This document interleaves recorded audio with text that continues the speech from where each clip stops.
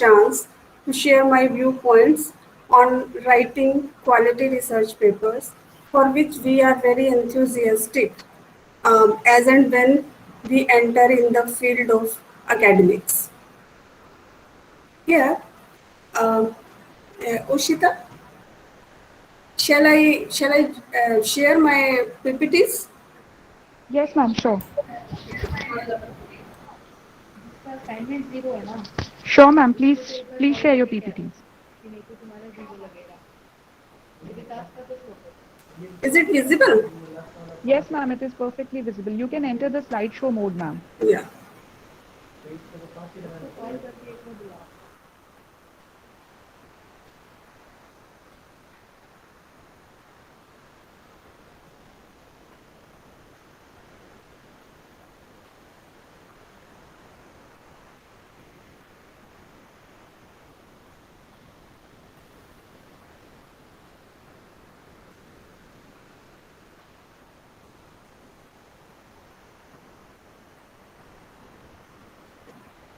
I think F5 is not working with me. It's fine, ma'am. Either you can press function key with F5 or otherwise the slides are perfectly visible like this only, ma'am. Okay, okay. Yes. Now it's fine. Today is myself, Dr. Sonu Madan. I am Associate Professor, Department of Economics at Indira Gandhi University, Mirpur, Rewari. And today I will discuss or share my viewpoints on writing quality research papers. And as we are going to discuss a very important topic of the day, on the basis of which or this can be the foundation for the entire capacity building program, that is the research methodology workshop. And before discussing on writing aspects, at the very outset, I think we shall discuss what actually the research is, because this is the first session and the organizers have given me the opportunity to begin with to discuss on the writing research papers, and we'll be discussing several aspects of research methodology, starting from the introduction part towards how to conclude or end up with the research projects, research papers, or whatever the research part you are going to indulge in. First of all, let us go through very quickly what actually is research. Research, as we know, is a very careful, step-by-step, systematic, and a very formal inquiry, and the aim of which is to get out to explore some new knowledge that is undertaken to establish some facts, some principles. But one thing is certain, that research aims at creating new knowledge, and it utilizes an acceptable methodology. Acceptable methodology means as we intend to pursue something, as we intend to fulfill some predefined objectives, that's a plan. Methodology is what's the route or a plan by with the help of which we can fulfill the defined objectives. So methodology need to be very concrete, which tells us how to collect, analyze, and interpret the information to come up with any fruitful outcome. And the most important concept of research is the logic and evidence. Means it should be logically sound and it can be empirically tested. For example, if I say I want to test the wage differentiation among workers, so first of all we need to know whether wage differentiation is prevailing or not, whether there are certain laws, certain principles, certain theories behind this, or it's just a vague concept. Means it shouldn't be imaginative. The fact should be persisting in the real world. And there are evidences. Evidences means we can prove this empirically, or there are some studies which may support our viewpoint, our idea, our just what we intend to do. This is the basis of research. And the task of every research is what? This is to generate some accurate decision, accurate information, so that we can make fruitful decision, to make meaningful decisions.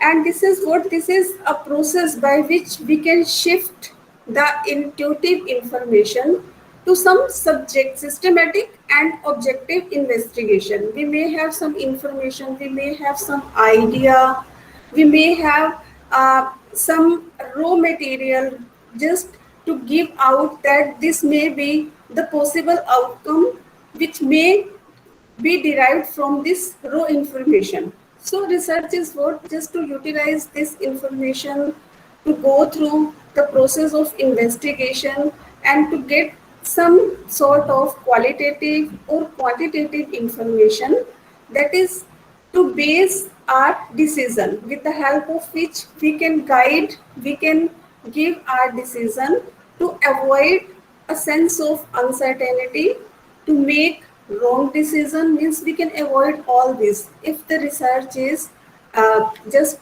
gone through the process of systematic and meaningful procedure.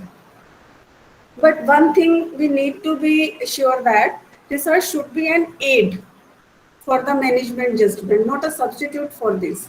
As we know that sometimes a policy is good for one place but may not be for another place. Research just gives us the outcomes, but not necessarily these outcomes to be implemented everywhere, every place, in every organization, in every institution. The outcomes which may be appropriate for one place, for one region, may not be appropriate for the another organization. Here means we need to be very cautious while implementing the policy recommendations, you can say, while implementing or adopting the outcomes of the outcomes of the research, because there is difference in the environment, there is difference in the adoptive process, procedurals differences are there.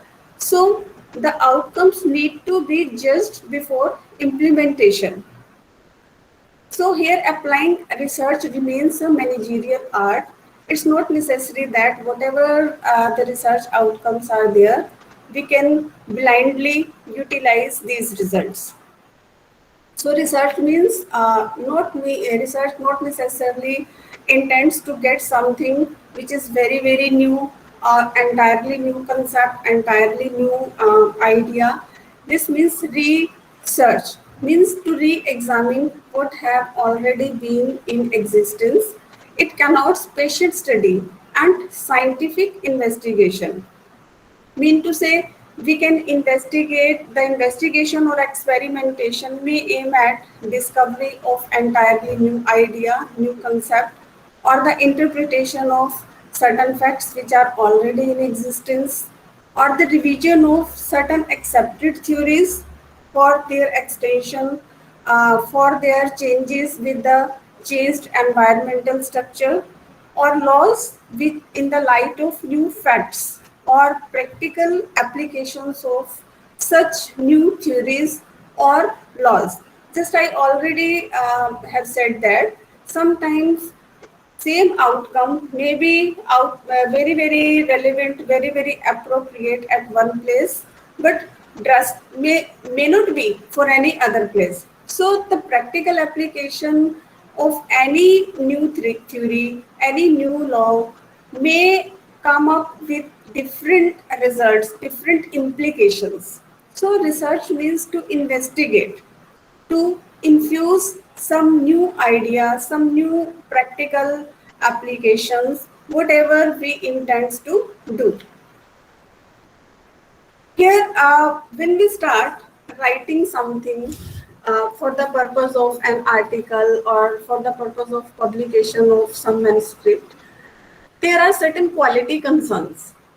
Here, the first of all, the main question is why we are writing. Okay, so here first of all I would like to confess that I am not an expert in this. I am here to just express my viewpoints to be considered while writing the research papers. And in this session, Wherever I'll be using the word quality, it won't address the qualitative research methodology. Rather, I would try to elaborate what to write, in what sequence, and to what end. And like any advice, any opinion, any idea, the idea I'm going to present here is quite subjective opinion. It's not a hard truth. So quality concerns some issues uh, is quite relevant. We all are academicians or learners and know very well that academic writing is different for research articles for publications. Here the question comes, why to write research papers, why to write articles? The answer depends at which stage of our career as an academicians we are.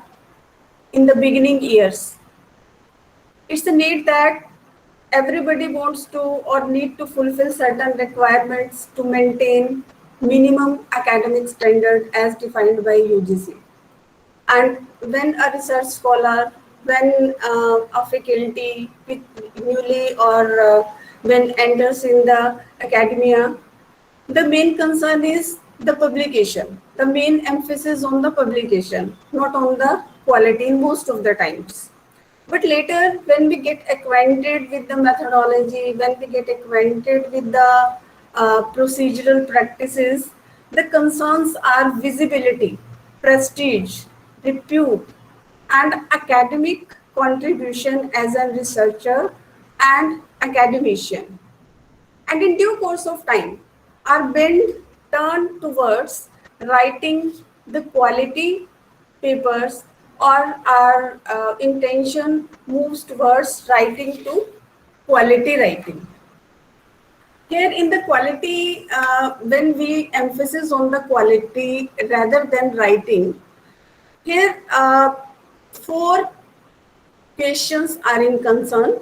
First is the repute of a journal. Second, who are the readers? Third one, impact factor and H index. Fourth one is grading. Repute of journal means like branding. Whenever we purchase something, we are very choosy about the brand of that product.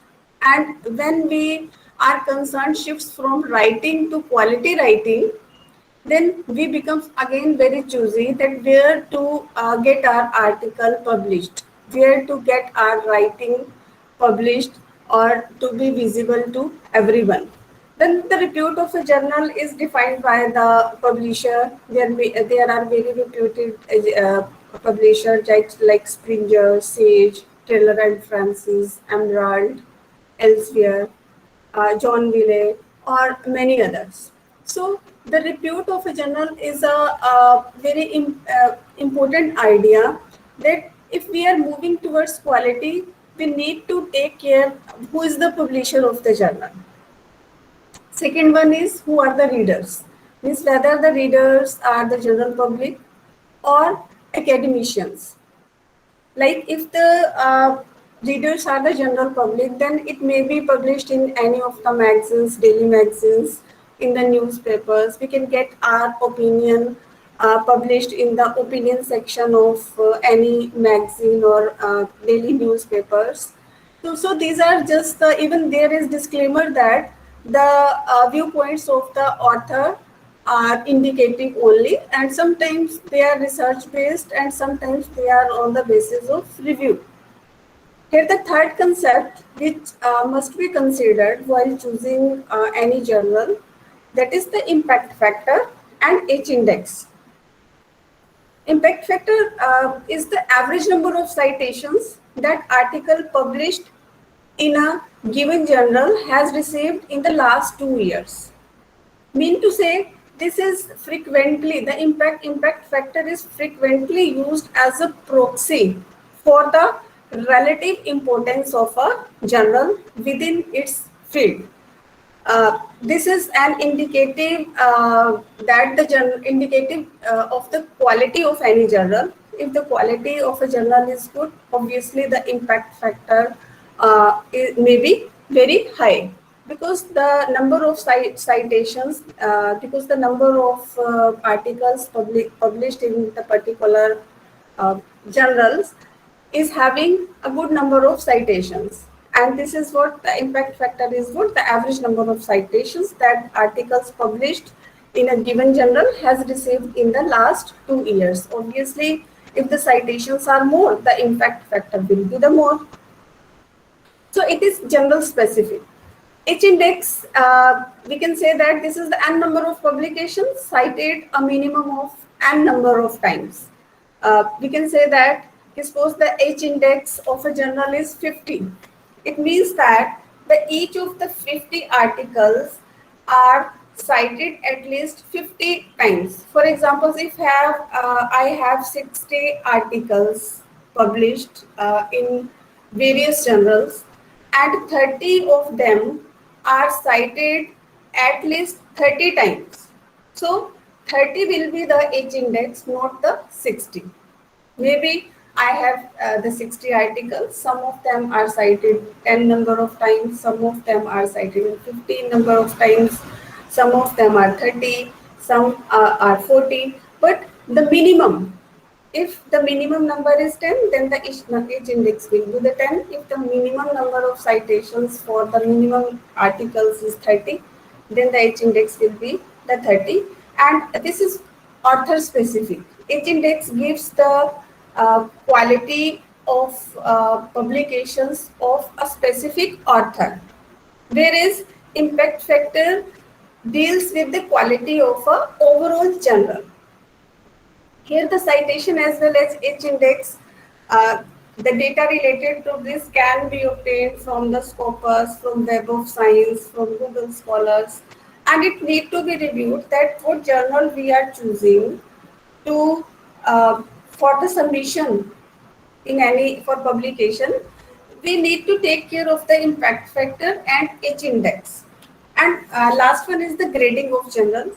As you are very much aware of the ABDC, that is the Australian Business Deals Council categories of journals, or if it is foreign journals, then ABS, that is the Association of Business School Levels. So whether the grading, the journal is listed in ABDC or ABS type of publications or not, we need to be this need to be taken care of. So in brief, after taking care of the journals, when we come for the writing of journal, the quality concern involves certain issues. First one, it involves the excessive technical language uses, means the language that is to be used for writing any manuscript should be technical, means it should use the very formal terminologies of any subject specific, or which subject it deals with, which subject we are concerned with, which area we are tackling while writing on that. So mean to say, there should be a formal language that need to be used while writing any research paper. Second one is the concise writing. Concise means we need to be very, very focused. There means there shouldn't be any diversion. If we are writing on the NP of nationalized bank, then everything, every sentence moves around the NPA concept only. However, the NPA concept need to be explored very well, but the intention or the divergence shouldn't be beyond that. Uh, After that, the scholarly papers follows a standard form and structure of targeted journals publications. After following the standard forms means there is wherever we want to publish our paper, the journal adopts a specific pattern for the standard form for that. Means first of all the introduction part, then the literature part, then the whether the tables will be within the text or after the text, or what will be the format of referencing, whether the conclusion part is divided in between findings and conclusion, or only conclusion will be there. So the scholarly items must follow some standard form, or it's better if we first select some journals and start writing accordingly, or you may write something and then structure as per the guidelines, as per the standard forms, or as per the structure of targeted journal wherein you want to submit your paper. And after that, the point of concern is what type of paper, what type of article you are going to write. There are basically broadly three types of paper. We can always begin with the empirical type of paper. Empirical means we have some data, we go through the data, then we apply some certain tools and techniques, get some results, and then after discussion of results, we come to the main part, that is the findings or conclusion. Means empirical data just deals with the analysis of data. To begin with, this one is very very easy and simple, because we have something, we have some base on the basis of which we want to prove something, we want to get some evidences. Afterwards, there are review papers. Review papers, we are just moving from simple to typical uh, type of papers. Review papers are just is the work of some mature researchers. Means this is the based on the review of n number of articles, the review of hundreds of articles on reviewing some studies on some area or on some specific field. We want to, when we intend to get some meaningful results, then it becomes a review paper. Here, review papers hardly uh, uh, just consider the analysis of data, and conceptual is very much brings the maturity in a paper. Like whenever this is a policy document, or if this is to be submitted in government agencies like RBI or planning commission, then it is in most of the cases conceptual paper. Conceptual papers just incorporate a very very sensible, theoretical, or reasoning based ideas. And as a beginner, we need to move from empirical to review papers, and from review to conceptual papers. And there is a standard form of every paper. Every paper, every research articles begin with the introduction of the topic, then the main body, and then ends with the conclusion.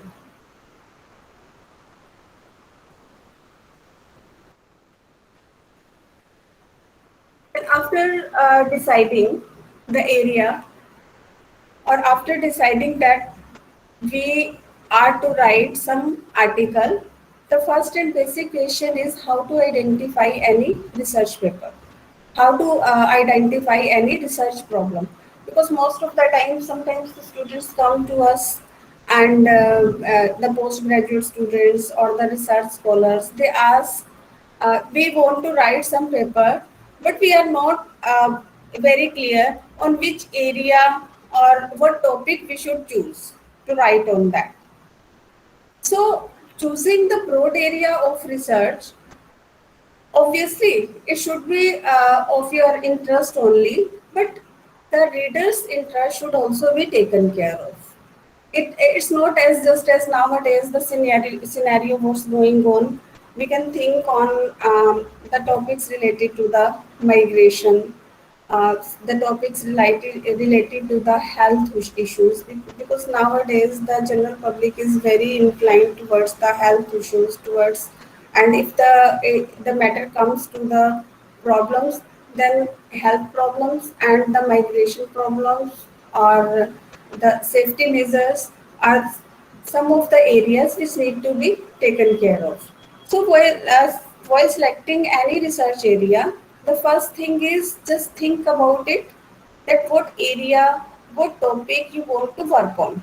Then generate ideas, means what are the ideas you have generated from what you are thinking wherein you want to work.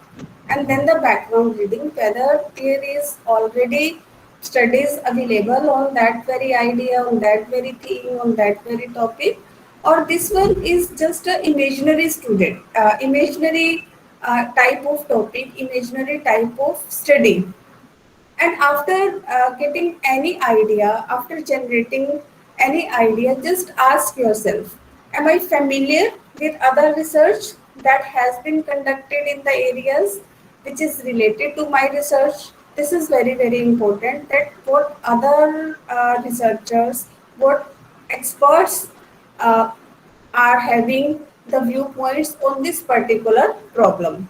Second question is what we need to ask from ourselves. Do I have a clear understanding of the steps that will be chosen for the conducting of research? Means what will be the steps? Means whether it will be empirical study, it will be a review paper, or it will be a conceptual article. We need to be very, very sure about this. And third one is whether I have the ability to, just as for example a researcher is a beginner, means a writer of the first manuscript, first article. And in the first time, if the researchers thinks of writing the review paper or the conceptual paper, even at the time when he or she doesn't know what are the steps involved in it, then the journey will be difficult. So the ability to go through each step need to be taken care of. After deciding the area, after deciding the selecting the broad thing, then the question comes at the problem formulation or which topic is to be selected. Here the main concerns are what entities are to be studied, means whether the studies belongs to certain individuals, certain groups, or certain organizations. What aspects or characteristics are of interest, means what need to be explored, and what kind of relationships are anticipated between different variables, between different entities, and what are the collaborations in between the entities, in between the variables, or in between the interest of variables or the characteristics of the groups or organizations, where what are involved in the research process. After that, specify the topic, and here don't invest on dead horses. Just avoid redundant study. Just get the new idea. Narrow the focus of the study. Be very, very specific. Don't think that this one is a very small topic or a very, we can say that the narrow topic.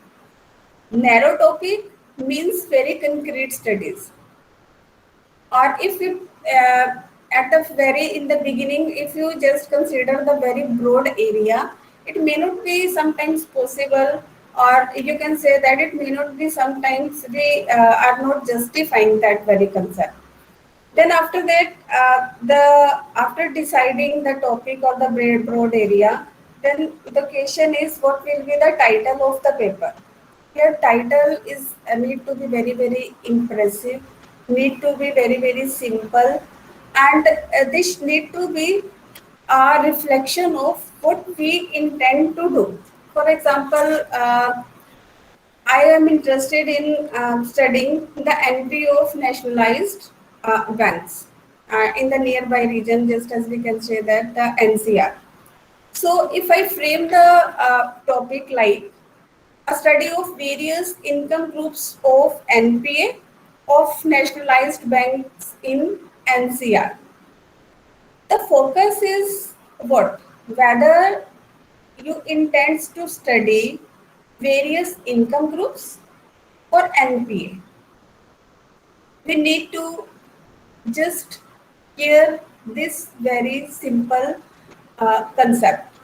The title of the paper need to be or composed to be in such a manner that this is very, very simple, and reflects the investigation, what you want to investigate actually. So, this topic, a study of various income groups on NP of nationalized banks in NCR. So, here a study. Why to write a study? Of course, it's a study. In the very topic, we need not to write a study. And various income groups is a part of methodology. Obviously, when we are concerned of NPA, we may be exploring the profession of the person, we may be exploring the income of the person. So this is a part of methodology, but the main intention is what? The main intention is towards the NPA of nationalized banks. So this topic can be more simple, like NPO of nationalized banks in NCR. Likewise, so the title of the paper reflects the uh, investigation. There need not any phrases or acronyms, etc. So the question is research paper all about stating long list of facts or explaining the topic at hand? The answer is big no. The research paper is never uh, is written for the purpose of stating a very long list of facts. Maybe the fact is one, but the main concern is that what type of the fact we have revealed. Whether this fact is already in existence or there is something new in that. Whether the viewpoint we have just put up as an outcome, is it a new or gives or is giving any new idea, or is just a repetition of the earlier studies. So the research never means just adding an number in your list.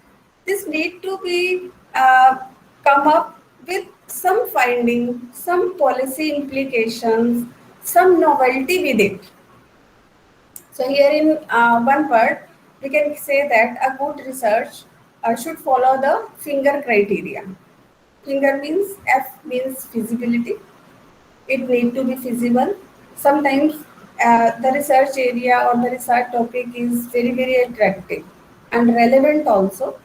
But while studying, while writing any research article, sometimes it's not feasible to cover the entire India. So the feasibility is also a concern. Obviously, it need to be very interested so that it can capture the interest of the audience.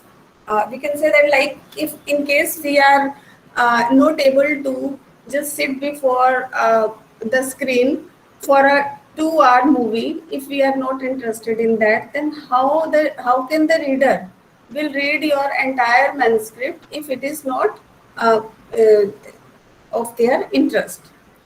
Novelty is one of the concerns, or one of the, you can say that, a major concern.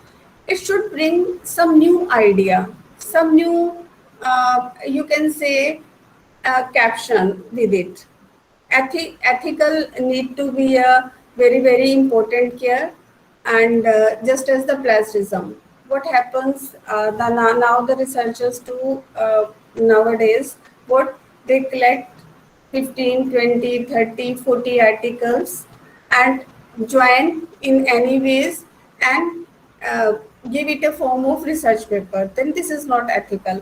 And for that purpose, nowadays the UGC also have given guidelines that there is a 14 word count, and there are various softwares which can identify whether the plagiarism is there or not, like Turnitin, Utpun. There are several plagiarism checking softwares available on that, and it need to be relevant. Means whether the study means we have invested plenty of time on writing any research paper. The question is whether it is relevant or not, whether it come up with any interesting or new thinking, new idea, or it has provided a base to the new researchers or not. This it need to be very, very relevant. This is what the finger criteria: feasibility, interest, novelty, ethical, and relevancy of the study. After having decided the area as well as the topic, some of the questions we need to ask from ourselves again while proceeding on the line. What is the study about? Just as I have given in my earlier example, when I write a study of various income groups on NPA, means the whether we are going to study various income groups or NPA, we need to be focused. Second, what is its scope? Means for why we are studying, means who is going to be benefited with this study, and what are the future prospects, whether it will provide a baseline to the future researchers or not, what are the objectives of this study, what are the propositions to be tested, what are the hypotheses, what are the intuitions behind the ideas we have generated while reviewing the literature, while identifying the literature gap, what is the relevance, what is the reference period of the study. Reference period means what time period we are going to consider while writing the research paper, maybe conceptual, maybe a review paper, maybe an empirical paper, but there is always a time period. Maybe we are writing an empirical paper, but data collection means from which time period to which time period we are collecting the data. This is the reference period. And if it is a review paper, it means we are reviewing certain papers on a specific themes. Means we have to be very, very sure that from which time period we are, means sequence, the time to start the sequence we need to know to the current time period or to any time period which may be causing a break in between. And what is the nature of research design? Again, whether it's an exploratory research or what type of research we are going to indulge into it. What kind of data are needed means whether it will be based on the primary data or there are secondary sources of data to fetch the data we need for this, and what are the sources of data. Means in case it is a primary data, then how to collect this, whether to make a telephonic conversation, make a schedule, make a question, or in case this is a secondary data, what are the sources for that. Again, what's the sample size? In case it's an empirical study, sample size or it is based on the primary or the sometimes the secondary data. What will be the how many units to be considered? What are the sampling techniques that can be used? Means what sampling techniques we need to know while collecting the data.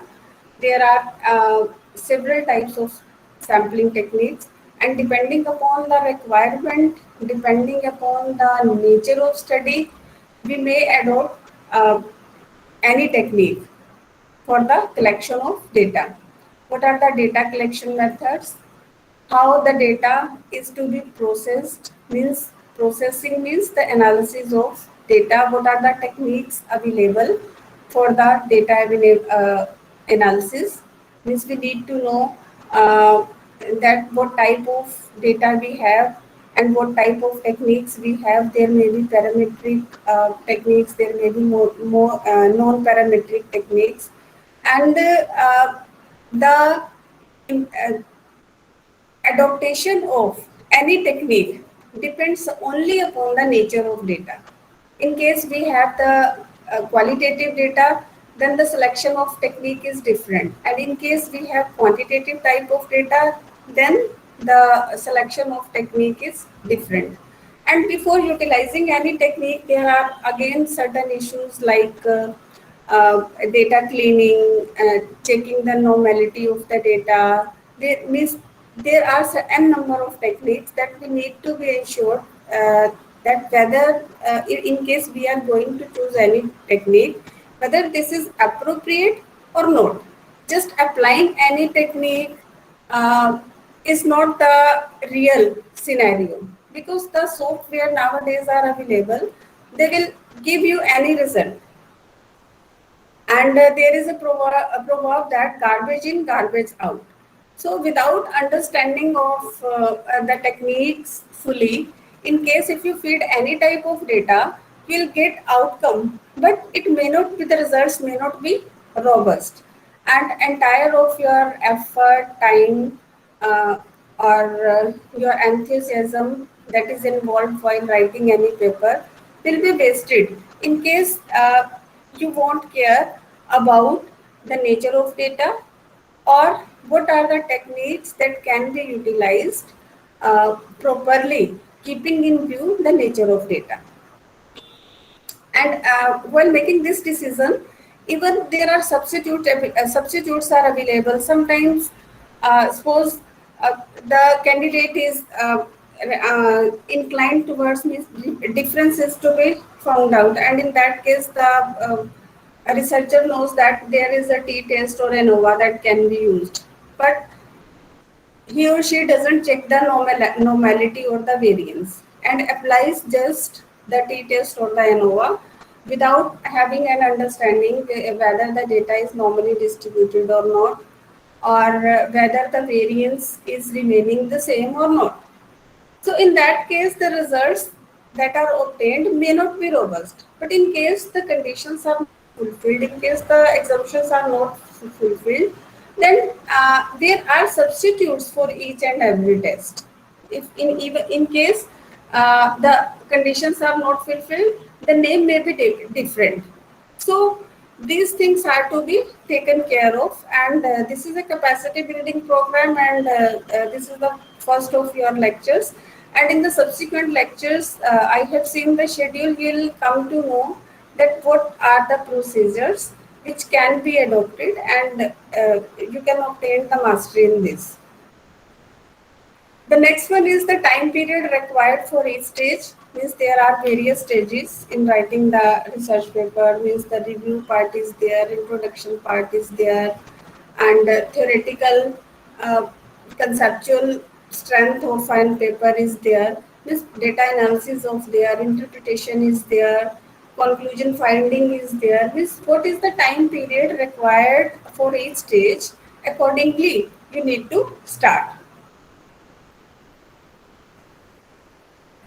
And the most importantly, what is the cost involved in this process?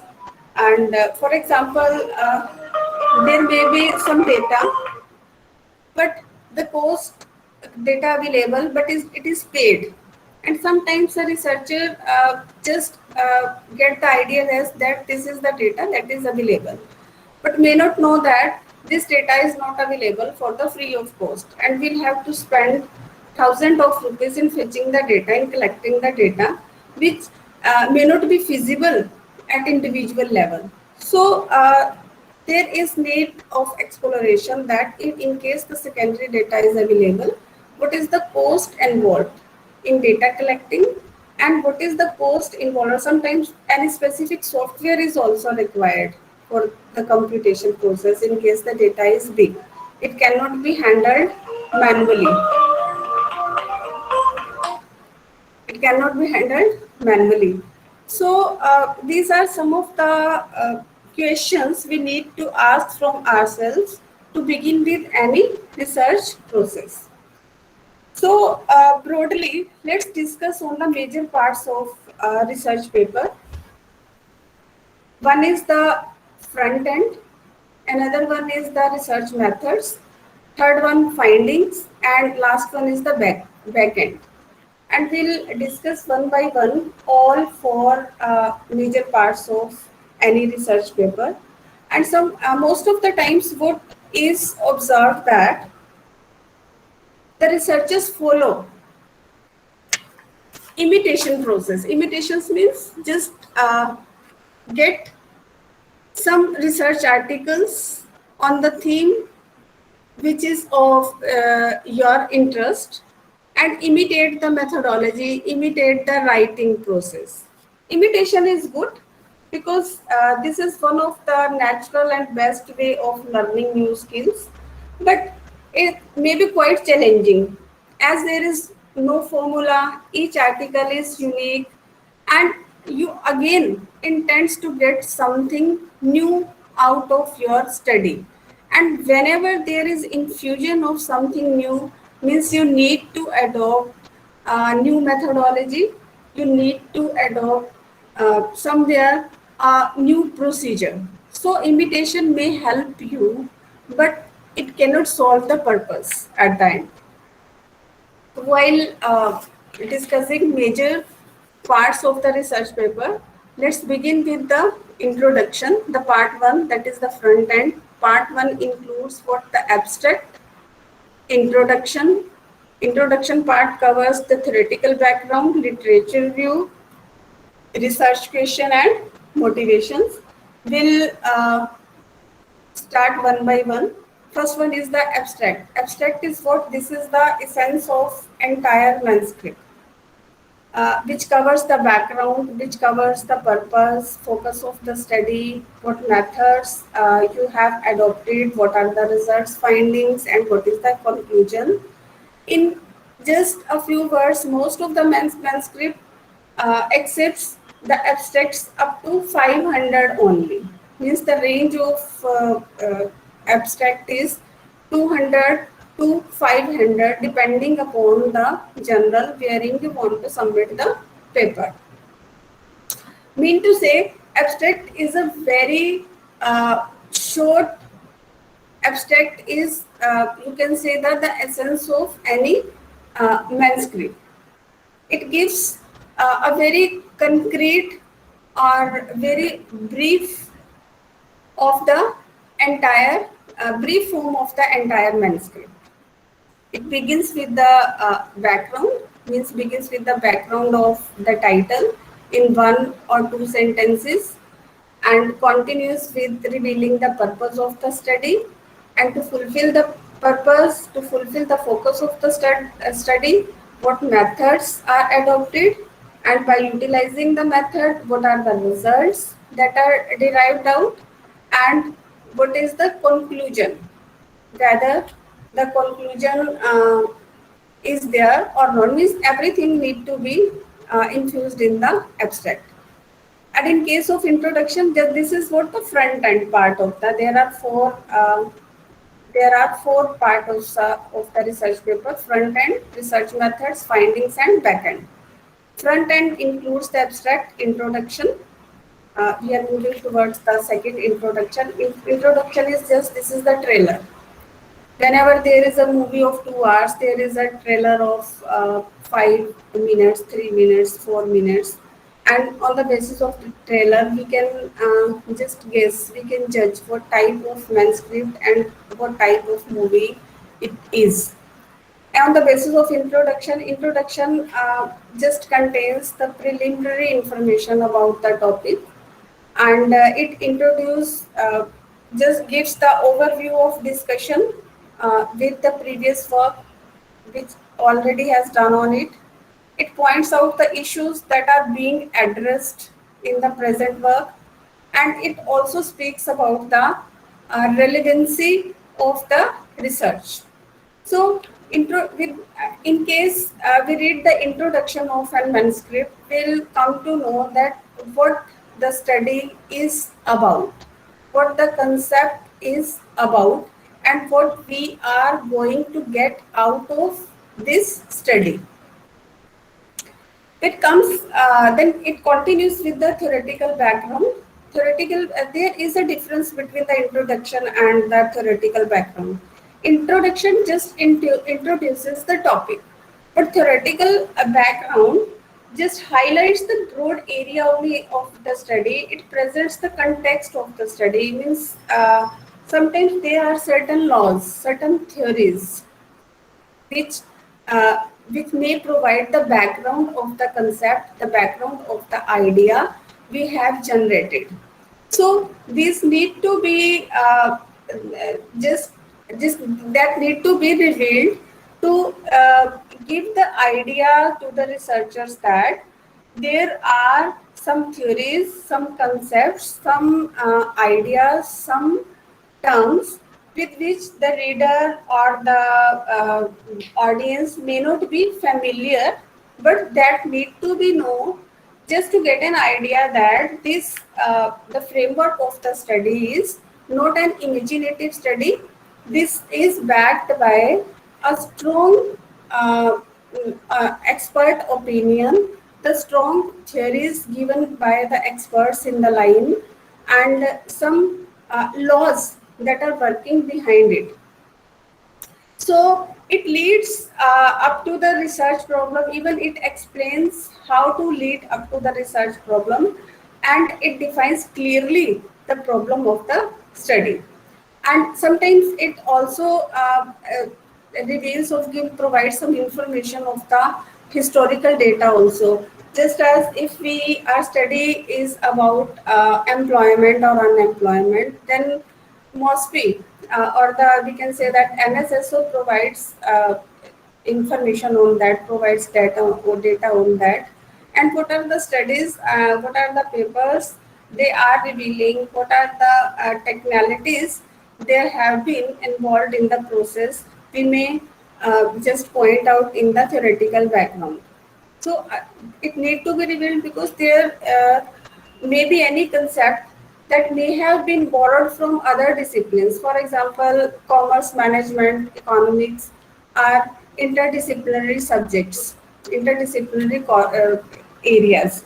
So while writing the suppose an management student may have picked up any economics a topic which is related to the core economics area, and the audience may be from the management background.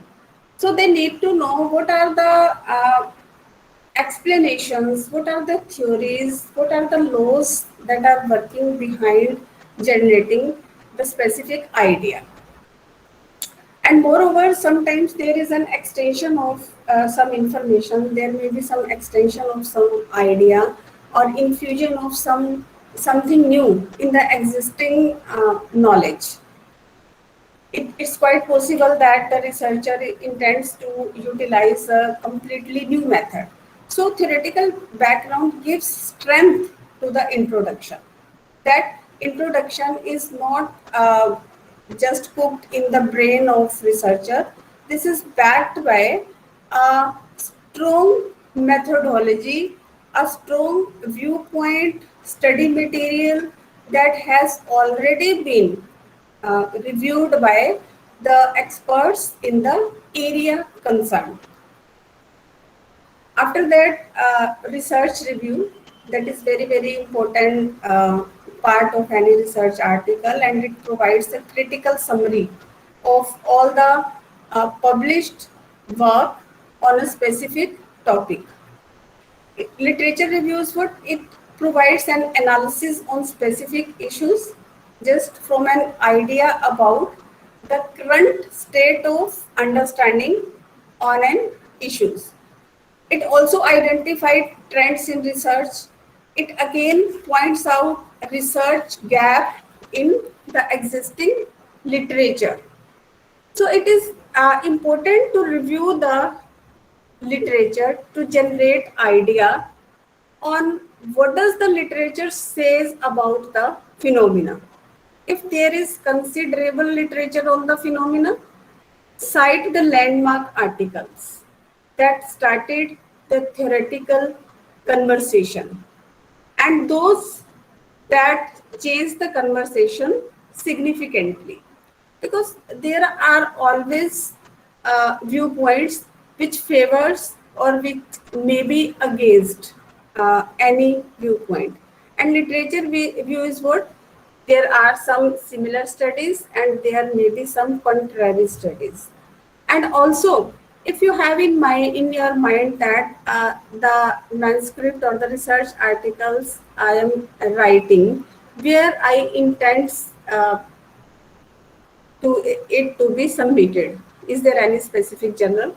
And if this is the case, then you need to provide special attention to the articles which are published in that very specific journal. Suppose you are writing any research article for the general demography, then this becomes very important for you that you try to get some relevant articles from the demography only, so that you get acquainted not only with the structure of that very journal, but also the quality of articles that are accepted for publications in that very specific journals.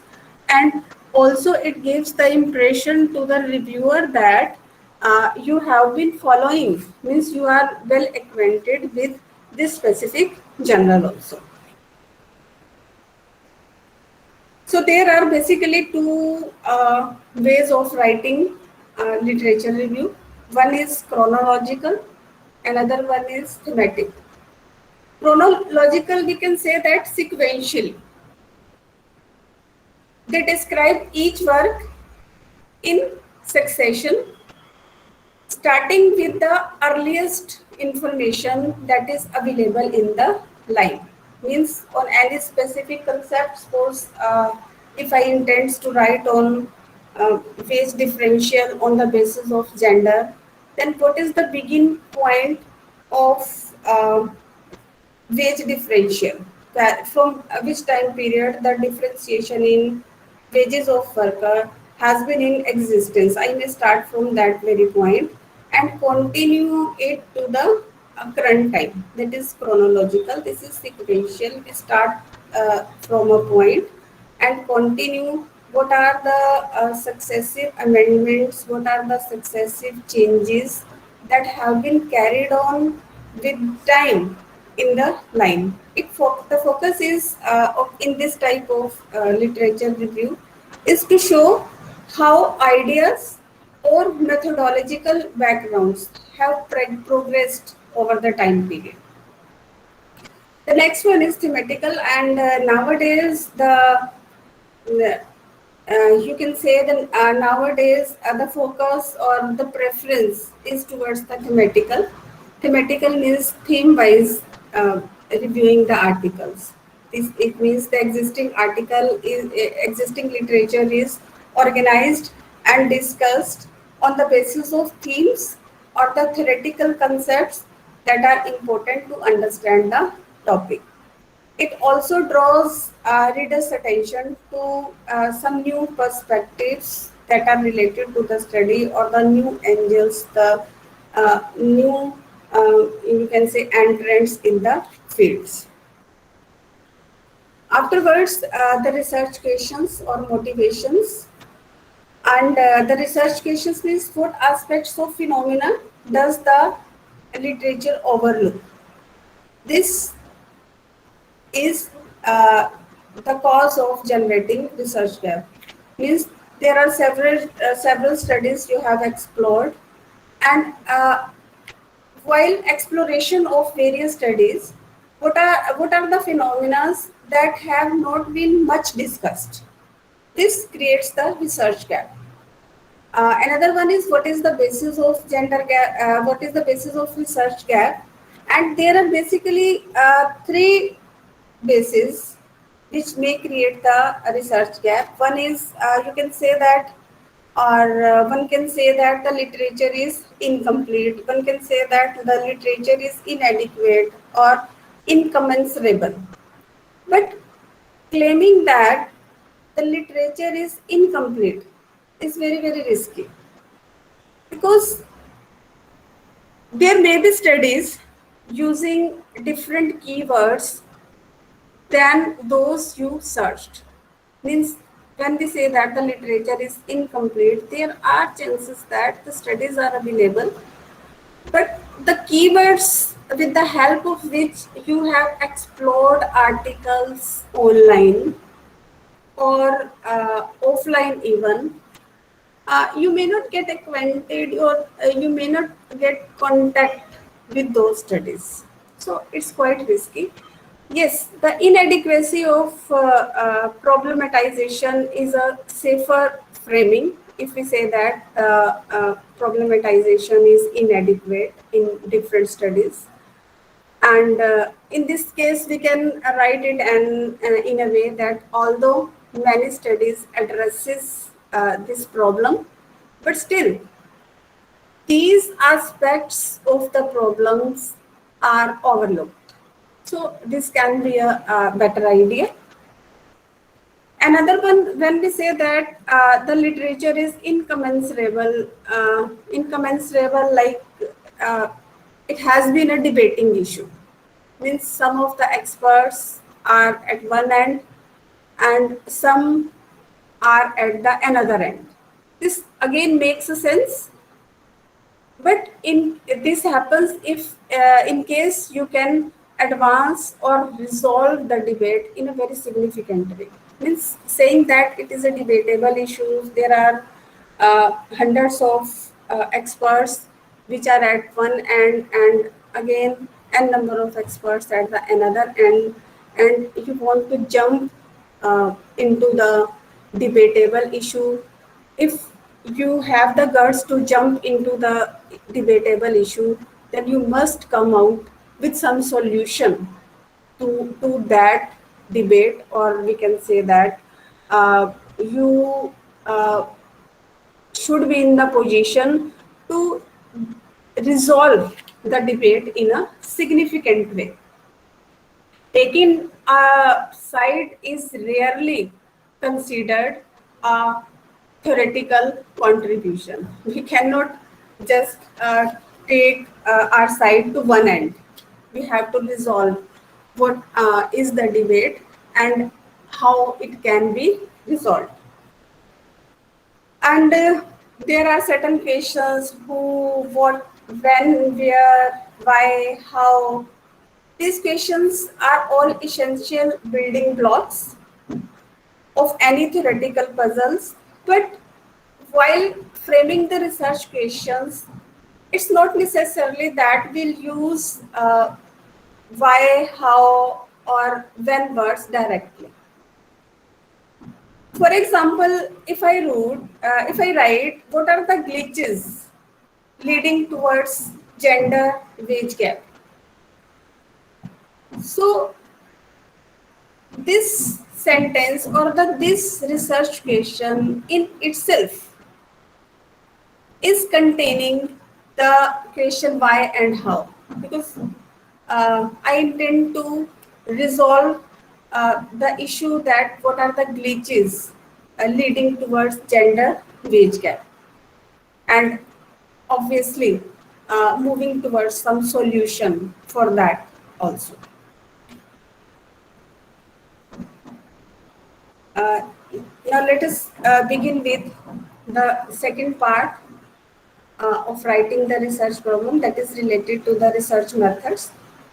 Again, it has some points to be considered. One is the research design. It would be good to put it into a flow chart. Keep in mind the research objectives. Better if the research design is uh, depicted graphically, so that it clearly provides a roadmap that how different objectives, research objectives, can be obtained using this particular research design. Another, data collection means what are the data sources, what are the tools for data collections, observation method may be there, personal interview method may be there, telephonical interview, questionnaire, schedule. Also highlight the breadth and depth of research. Then comes sample design, define population, determine sampling techniques, maybe probability or non-probability sampling techniques, determine sample size, uh, means after having decided on which technique of getting the sample is to be utilized, We also need to know what is the appropriate sample size, then description of the variable. Uh, we may have some variables, but what is the nature of the variables? What is the scaling of these variables?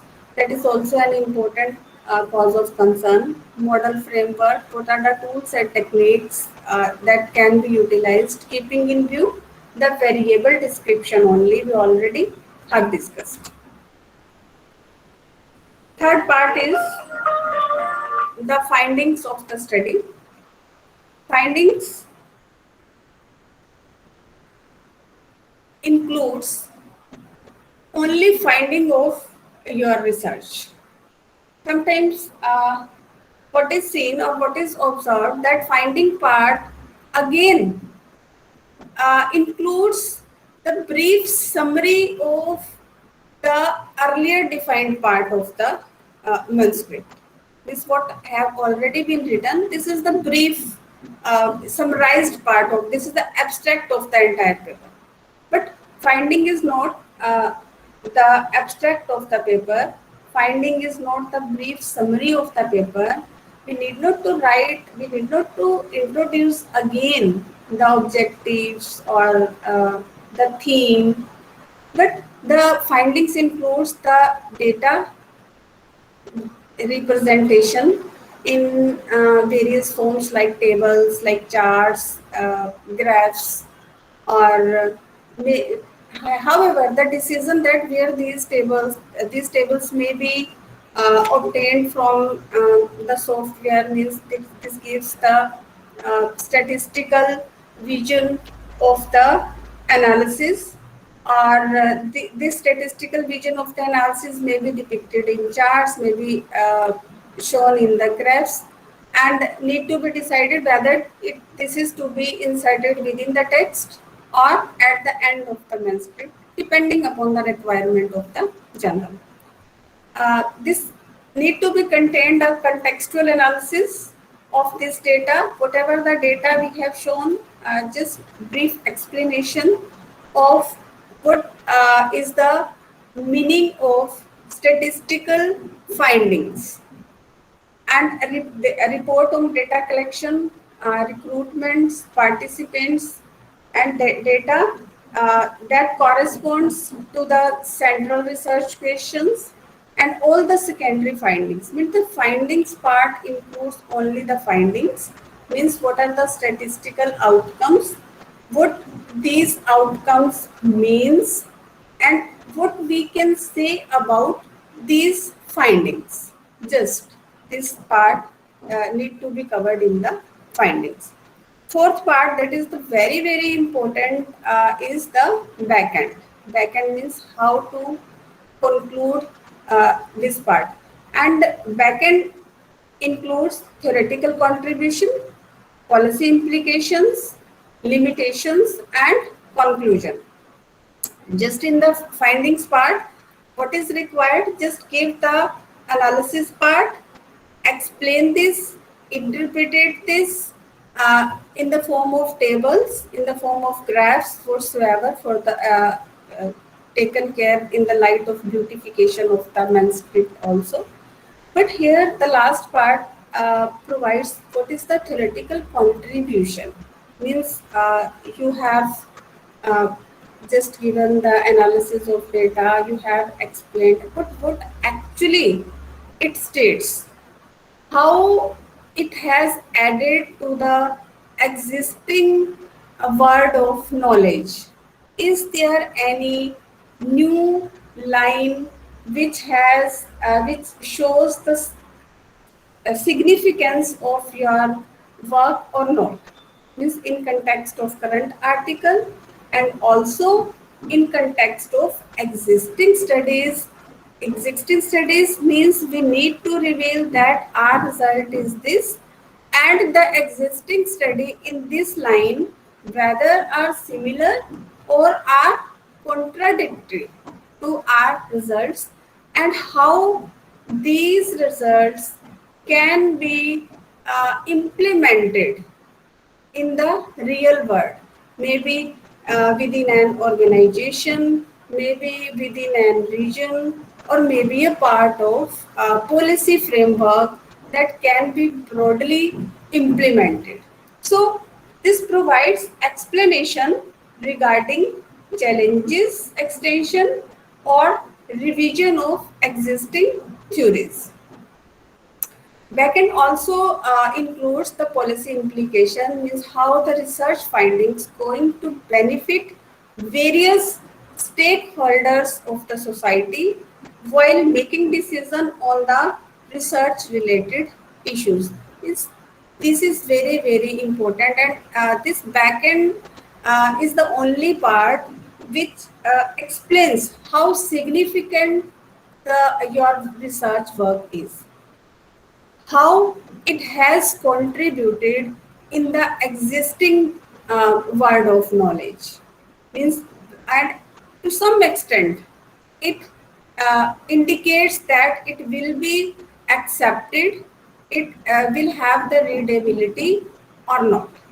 And again, limitations and opportunities. There are always limitations in any research work. Maybe it's a paper or maybe it's a project. And what are the opportunities which lies within it? And the next is the conclusion part. So after writing, the main concern is this is what we can say ki, the completion of your work, the completion of your writing work. Now the question is why you have written and why you have put in the efforts, the time or resources in that just to get it published. So the selection of journal, again we have discussed, is an important concern, that your work you have done is worth to be considered. So here, while selecting the journals, there are 4 points to be considered. Again, explaining repute of the journal, database, impact factor, grading. So just take care of the who is the publisher. It need to be a reputed publisher, because this only provides the brand. Database, whether it is listed in Scopus, Web of Science, SSCI or not. What's the impact factor which is given by the Thomson Eutler? What is the grading, whether it is categorized as ABDC or UK ABS grading list or not. And after that, the time comes for the submission.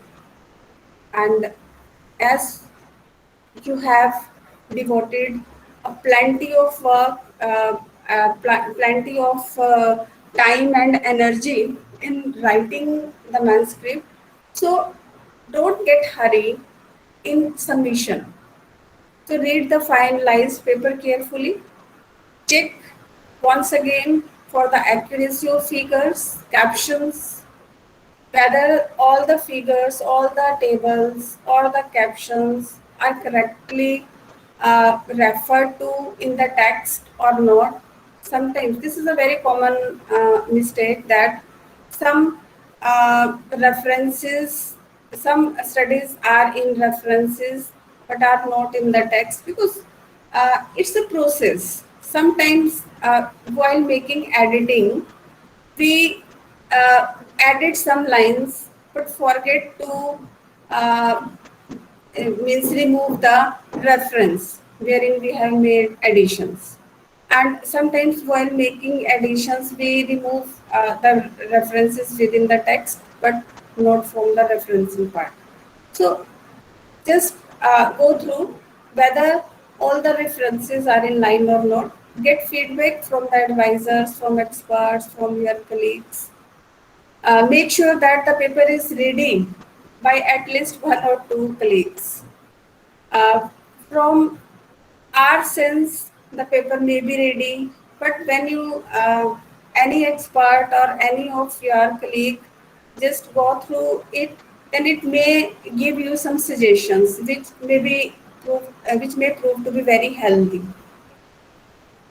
So discuss with the colleagues, with the experts which are familiar with the area in which you have worked in, and provide a cover letter to the editor while submitting, along with a brief paragraph highlighting the importance of this work and names of possible reviewers while submission. Some journals ask for the name of reviewers, so get ready with the name of reviewers, you know, or you may not know, but one thing is certain, that they are expert in this area, and have all the co-authors to approve the finalized version of the paper. Without the approval of all the co-authors, don't go for the submission. Check plagiarisms. There are various softwares available like Tableting, Google, or maybe any other. So before submitting the paper, just check what percentage of plagiarism it may have. It shouldn't exceed more than 10%. So be sure that there is no plagiarism, or plagiarism is within the permissible range. Submit the paper online with the copyright form, which most of the journals prescribe. And after submission of the paper, it takes usually 2 to 3 months when it is reviewed by 2 to 3 authors. Then viewers point out the deficiency and suggestions to improve the manuscript. Sometimes the paper comes back even before sending it to the reviewer, because the author of the because the editor of the journal don't consider is what to be sent for the reviewers. Don't get hearted, just accept this and uh, try to understand that why or what are the shortcomings in this paper. But when the reviewer comments are there with you, read the comments carefully. Include a point by point explanation of changes which are made in the text in the response to the reviewer's comments. Because usually the reviewer's comments are in the form of paragraphs, and one paragraph or two paragraphs may have many points for the clarification, for the editing, for the explanation, for the suggestions to change. Just uh, give point wise answer of the reviewer's comments. Submit again the revised version after careful reading. Once it is accepted for publication, you should receive the gallery proof within a month, and this is the chance that you can make the final correction once again. Means when the paper is accepted, uh, you will get the paper for gallery proof, and in this proof also you can make necessary changes in case you find out any, and once again check the paper and send the corrected version. Thank you. This is from my side, and Thank you so much, ma'am. It was a very informative session. We are humbled by your presence. I express my gratitude that you accepted our invitation so humbly. And it was a really important topic as well. You enlightened us with such innovative insights like finger model, ways to write an impactful abstract, theoretical background, and selection of journals, which usually is, very new for the research persons, or these are the things which we face difficulty in usually. So, really thankful for that. All these insights would be very relevant for the further research endeavors of the researchers. Thank you so much, ma'am. Thank you. thank you, Shidam. Also, we'll have a lunch break now, and we'll start our next session from 2 to 3:30. So, we'll meet again at 2 after lunch.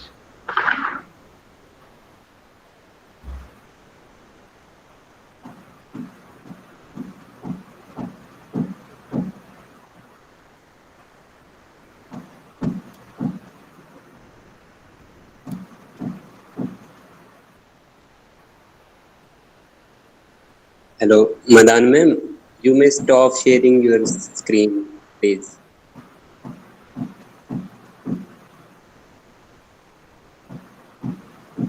Uh, Yes, Madan ma'am. Yes, you may yes, stop. yes, yes. Yes, ma'am. Thank you. Thank Thank, you. thank you, ma'am.